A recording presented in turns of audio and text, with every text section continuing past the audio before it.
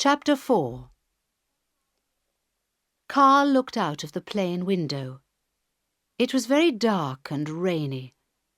It was a small airport with only 1 or 2 other planes. But there were 3 police cars near the airport building.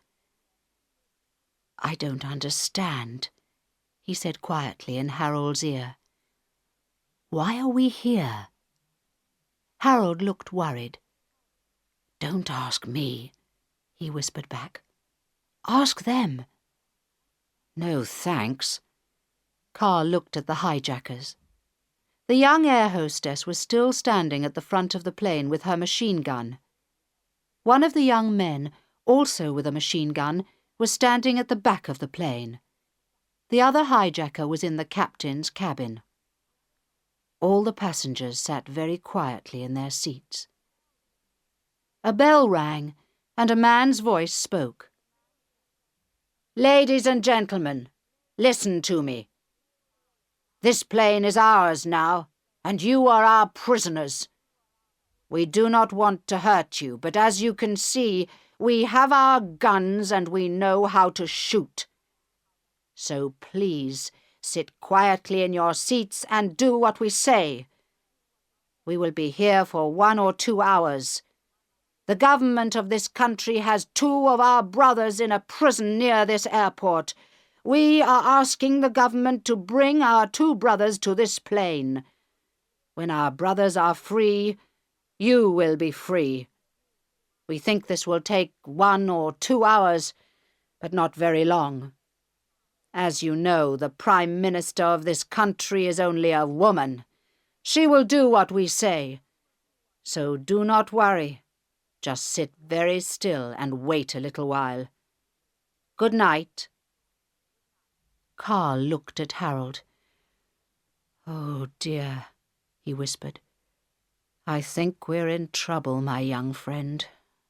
Big trouble." Harold agreed. "We certainly are.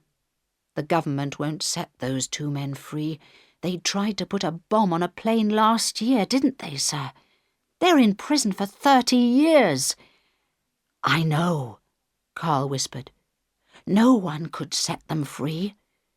So what about us?" "What about you, you mean?" whispered Harold. "I'm not important.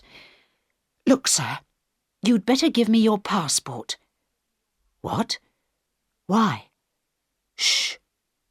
Harold put his hand on the older man's arm and stopped talking. Carl looked up and saw the young air hostess staring at them. Her machine gun was pointing at them too. He stopped talking and looked out of the window. After a few minutes, she stopped watching them. "Give me the passport, sir," Harold whispered very quietly. Very slowly and carefully, Carl took it out of his pocket and gave it to him. There was still some coffee in Carl's cup. Very carefully, Harold put the passport on his tray and poured the coffee onto it. When the passport was very wet, he tore it slowly into little pieces.